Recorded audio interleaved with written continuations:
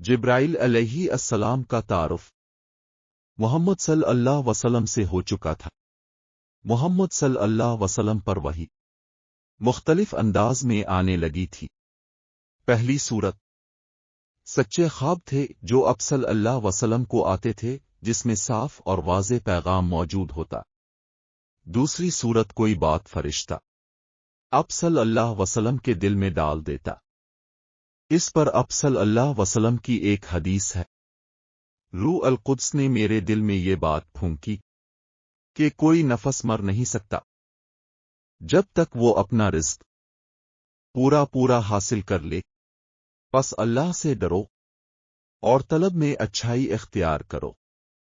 رزق کی تاخیر تمہیں اس بات پر آمادہ نہیں کرے کہ تم رزق کو اللہ تعالیٰ کی نافرمانی میں تلاش کرو، کیونکہ اللہ تعالیٰ کے پاس جو کچھ ہے وہ اس کی اطاعت کے بغیر حاصل نہیں کیا جا سکتا۔ الحدیث۔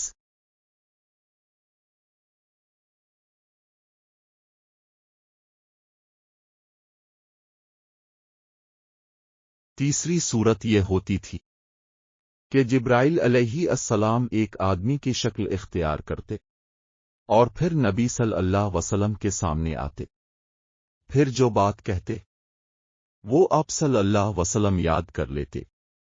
اس طریقہ سے کبھی کبھی صحابہ کرام بھی جبرائیل علیہ السلام کو دیکھ لیتے تھے۔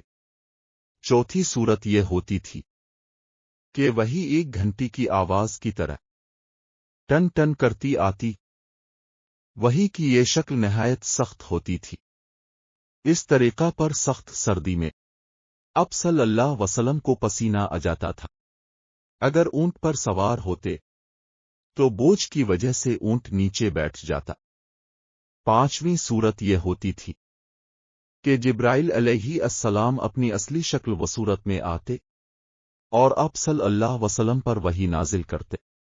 یہ طریقہ جبرائیل علیہ السلام نے 2 دفعہ اپنایا، جس کا ذکر اللہ تعالیٰ نے قرآن مجید کی سورۃ النجم میں کیا ہے۔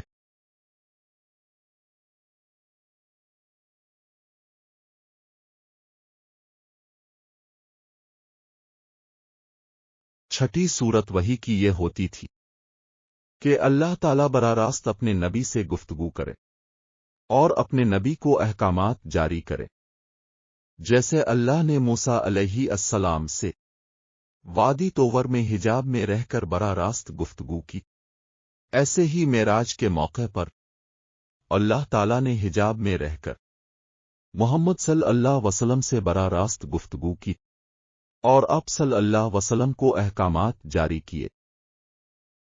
محمد صلی اللہ علیہ وسلم پر بنیادی طور پر 2 قسم کی وحی نازل ہوا کرتی تھی۔ ایک وحی کی قسم قرآن مجید کی صورت میں تھی، دوسری قسم کی وحی قرآن مجید کی آیات کی تشریح اور مختلف خبریں اور قیامت تک کے واقعات اور قیامت کے بعد کے حالات و واقعات کے متعلق ہوتی تھیں۔ اللہ تعالیٰ جب فرشتوں پر آسمان میں احکامات نازل کرتا ہے تو یہ ایک ایسی آواز کی طرح ہوتے ہیں جیسے کسی صاف چکنے پتھر پر لوہے کی زنجیر سے ضرب لگائی جائے۔ یہ بہت ہیبت ناک آوازیں ہوتی ہیں جس سے فرشتوں پر غشی طاری ہو جاتی ہے اور فرشتے اپنے پروں کو عاجزی سے پھڑپھڑانے لگتے ہیں۔